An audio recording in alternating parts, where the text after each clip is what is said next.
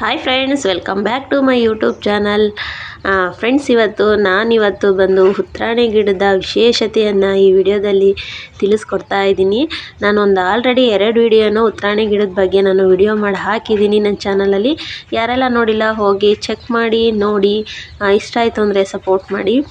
Friends, ಇವತ್ತು ನೋಡಿ, ಇದು ನಮ್ಮ ಮನೆಯಿಂದನೇ ತುಂಬ ಉತ್ರಾಣಿ ಗಿಡನ ನಾವು ಅಂದರೆ ಫಸ್ಟು ಒಂದು ಗಿಡ ಬಿಟ್ಟಿತ್ತು, ಅದನ್ನು ನಾವು ಮತ್ತೆ ಕಿತ್ತಿಲ್ಲ. ಅದರಿಂದ ತುಂಬ ಬೀಜಗಳಾಗಿ ಉತ್ರಾಣಿ ಗಿಡಗಳು ಬೆಳ್ಕೊಂಡಿದ್ದಾವೆ. ನಾವು ಅದನ್ನು ಕಿತ್ತಾಕಿಲ್ಲ. ನೋಡ್ಬೋದು ನಮ್ಮ ಮನೆಯಿಂದಲೇ ಎಷ್ಟೊಂದು ಗಿಡ ಇದೆ ಅಂತ ಅಂದ್ಬಿಟ್ಟು.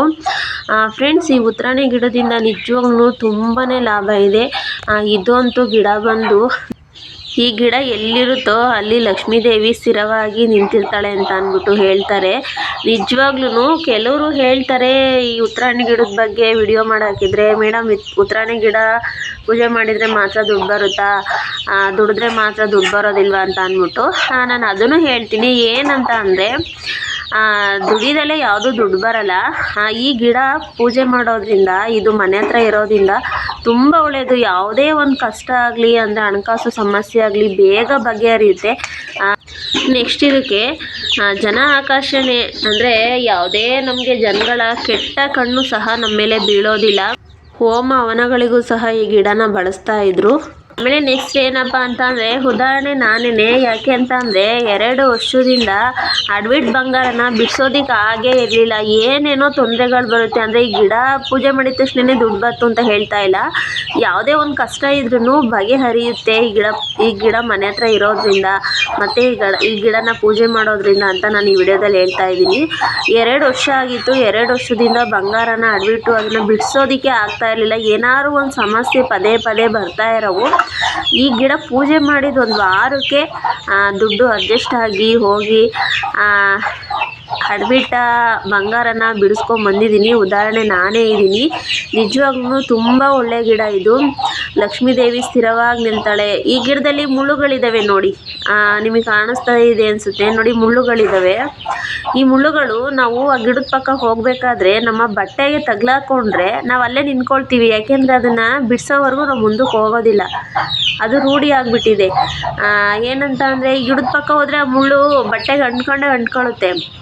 ನಾವು ಅದನ್ನು ಕಿತ್ತು ಮುಂದಕ್ಕೆ ಹೋಗ್ತೀವಿ.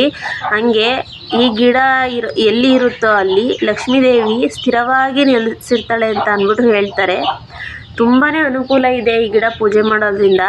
ಅದು ಇದನ್ನು ಅಮಾವಾಸ್ಯೆ ಹಿಂದಿನ ದಿನ ಪೂಜೆ ಮಾಡಬೇಕು. ಗಿಡದ್ದು ಬುಡ ಇರುತ್ತಲ್ಲ, ಅದಕ್ಕೆ ಹೋಗಿ ಪೂಜೆ ಮಾಡಿ, ನಾನು ನಾಳೆ ನಿನ್ನನ್ನು ನಮ್ಮ ಮನೆಗೆ ತೊಗೊಂಡು ಹೋಗ್ತಿದ್ದೀನಿ ಅಂತ ಅಂದ್ಬಿಟ್ಟು ಸಂಕಲ್ಪ ಮಾಡಿಕೊಂಡು ಬಂದು ಮತ್ತು ಅಮಾವಾಸ್ಯೆ ದಿನ ಮನೆಗೆ ತೊಗೊಂಬಂದು ಮನೆ ಮುಂಬಾಗಿಲಿಗೆ ಇದನ್ನು ಕಟ್ಟಿ, ನೆಕ್ಸ್ಟು ಅದು ಒಣಗಿದ ಮೇಲೆ ಅದನ್ನು ಗಂಧದ ಥರ ಲೇಪನ ಮಾಡಿಕೊಂಡು ಹಣೆಗೆ ಹಚ್ಚೋದ್ರಿಂದ ಜನ ಆಕರ್ಷಣೆ ಆಗ್ತಾರೆ. ಮತ್ತು ಲಕ್ಷ್ಮೀದೇವಿ ಸ್ಥಿರವಾಗಿ ಮನೆಯಲ್ಲಿ ನೆಲೆ ಇರ್ತಾಳೆ ಅಂತ ಅಂದ್ಬಿಟ್ಟು ಹೇಳ್ತಾರೆ. ಮತ್ತು ನೆಕ್ಸ್ಟು ಇದು ಒಣಗಿದ್ದು ಅಂದರೆ ಇದನ್ನು ತೊಗೊಂಬಂದು ಮನೇಲಿ ಇಟ್ಟಾಗ ಇದು ಕಡ್ಡಿ ಒಣಗ್ತಾ ಬರುತ್ತಲ್ಲ, ಆ ಕಡ್ಡಿನ ಸ್ವಲ್ಪ ಅಂದರೆ ಹೊರಗಡೆ ಹೋಗೋ ಗಂಡಸ್ರುಗಳೇನು ಅಂದರೆ ಇದನ್ನು ಕಟ್ ಮಾಡಿಬಿಟ್ಟು ಜೋಬಳಕ್ಕೆ ಹಾಕೊಂಡು ಹೋದರೆ ತುಂಬ ಒಳ್ಳೆಯದು ಅಂತ ಹೇಳ್ತಾರೆ. ನೋಡಿ, ನಮಗೆ ಏನು ಅನುಕೂಲ ಆಗಿರುತ್ತೆ ಅದನ್ನು ನಾವು ಈ ವಿಡಿಯೋದಲ್ಲಿ ನಾವು ನಿಮ್ಮ ಜೊತೆನೂ ಹಂಚ್ಕೊಳ್ತೀವಿ. ಕೆಲವರು ಏನಂತ ಅಂದರೆ, ಇದನ್ನು ಪೂಜೆ ಮಾಡೋದ್ರಿಂದಲೇ ದುಡ್ಡು ಬಂದುಬಿಡುತ್ತಾ, ಜನಗಳಿಗೆ ನೀವು ಇಲ್ದಿದ್ದೇ ಹೇಳ್ಕೊಡ್ತೀರಾ ಹಂಗೆ ಹಿಂಗೆ ಅಂತ. ನಾನು ಹೇಳ್ತಾ ಇರೋದು, ಪೂಜೆ ಮಾಡಿದ ತಕ್ಷಣವೇ ದುಡ್ಡು ಬರೋಲ್ಲ. ಯಾವುದೇ ಒಂದು ಸಮಸ್ಯೆ ಇದ್ರೂ ಬೇಗ ಬಗೆಹರಿದು ಅದಕ್ಕೆಲ್ಲ ಒಂದು ಸೊಲ್ಯೂಷನ್ ಅಂತ ಸಿಗುತ್ತೆ. ಈಗ ದುಡಿದ್ರೇ ದುಡ್ಡು ಬರೋದು ನಮಗೂ ಗೊತ್ತು. ಅದಕ್ಕೊಂದು ಏನಾದ್ರು ಅಡೆತಡೆಗಳಿರ್ತಾವಲ್ಲ, ಅವೆಲ್ಲ ನಿರ್ಮೂಲನೆ ಆಗ್ತವೆ ಅಂತ ಅಂದ್ಬಿಟ್ಟು ನಾನು ಈ ವಿಡಿಯೋದಲ್ಲಿ ಹೇಳ್ತಾ ಇದ್ದೀನಿ. ನಿಜವಾಗ್ಲೂ ತುಂಬ ಅದ್ಭುತ ಗಿಡ. ನನಗಂತೂ ತುಂಬ ಖುಷಿ ಆಯಿತು. ನಮ್ಮ ಮನೆ ಹತ್ರ ನೋಡಿ ತುಂಬಾ ಗಿಡಗಳಿದ್ದಾವೆ, ಆದರೆ ನಾವು ಇವನ್ನ ಕಿತ್ತಿಲ್ಲ. ಯಾಕೆ ಅಂತ ಅಂದರೆ ಇದರಿಂದ ತುಂಬಾ ಲಾಭ ಇದೆ. ಲಾಭ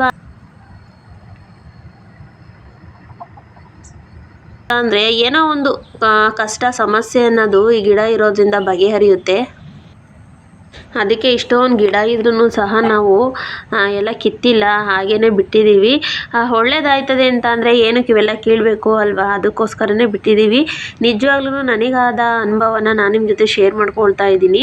ತುಂಬ ಒಳ್ಳೆಯದಾಗುತ್ತೆ. ಯಾರು ಕೆಟ್ಟದ್ದು ಆಗಲಿ ಅಂತ ಯಾರನ್ನೂ ಬಯಸಿ ವಿಡಿಯೋದಲ್ಲಿ ಹಾಕಲ್ಲ. ನಮಗಾಗಿರೋ ಒಳ್ಳೆಯದು ಬೇರೆಯವ್ರಿಗಾಗಲಿ ಅಂತ ಅಂದ್ಬಿಟ್ಟು, ನಮಗಾಗಿರೋ ಅನುಕೂಲ ಬೇರೆಯವ್ರಿಗಾಗಲಿ ಅಂತ ಅಂದ್ಬಿಟ್ಟು ವಿಡಿಯೋದಲ್ಲಿ ತಿಳಿಸ್ತೀವಿ ಅಷ್ಟೇ.